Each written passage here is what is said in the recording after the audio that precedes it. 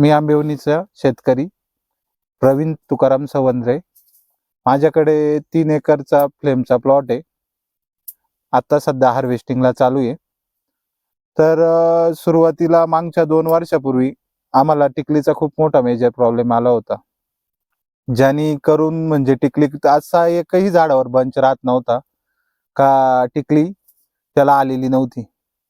आम्ही 2 वर्षापासून गेलेल्या 2 वर्षापासून परीस हे औषध वापरतोय. त्याच्यात कुठल्याही प्रकारचं जे किंवा आज कोणतंही मॉलिक्यूल घेत नाही, आम्ही एकत्र करत नाहीये.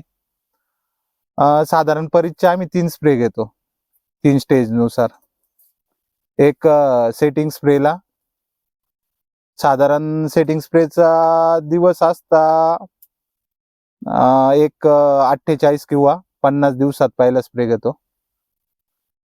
त्या स्प्रेचं प्रमाण असतं साधारण एकरी 60 मिली.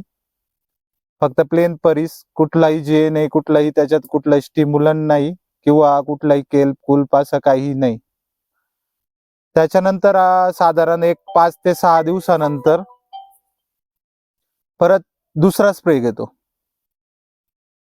तो स्प्रे साधारण 55व्या किंवा 56व्या दिवशी असतो. मानेची साईज त्यावेळेस साधारण 11-12 mm असते.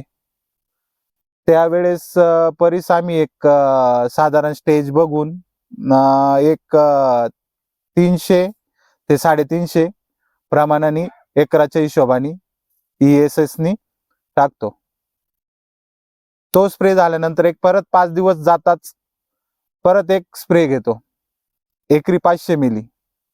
त्यावेळेस पण असंच करतो का कुठल्याच प्रकारचं स्टिम्युलंट किंवा जे वगैरे काहीच घेत नाही, प्लेन असा परीस घेतो. परीसचा अनुभव आम्हाला 2 वर्षापासून असा वाटला, एकसारखा कलर, एकदम वरच्या मान्यापासून तर शेवटच्या मान्यापर्यंतचा एकसारखा कलर. आणि असं कुठंच नाही का वरती कलर खूप 50% आलाय आणि खाली कलर 25% आलाय, तर असा कुठलाच प्रकार होत नाही. कलर जो वरच्या पाकळ्यातल्या मण्याला जो कलर असतो तोच खालच्या बॉटमच्या मण्याला पण त्याच प्रमाणे तेवढ्याच टक्केवारीमध्ये कलर असतो.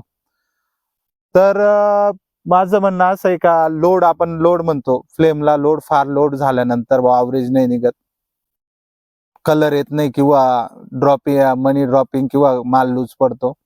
आता माझ्या प्लॉटमध्ये असे भरपूर घड आहे का एका काडीवर 3-3 बंच आहे, ज्याच्यात एकाच काडीवर 3ही बंच A1 सगळ्या एकसारखा कलर आलेले. ते तुम्हाला मी दाखवल. पण हे साधारण इथं बघा, जरा दाखवतो त्यांना. हे एकाच काडीला 3 बंच आहे, एकच काडी ही.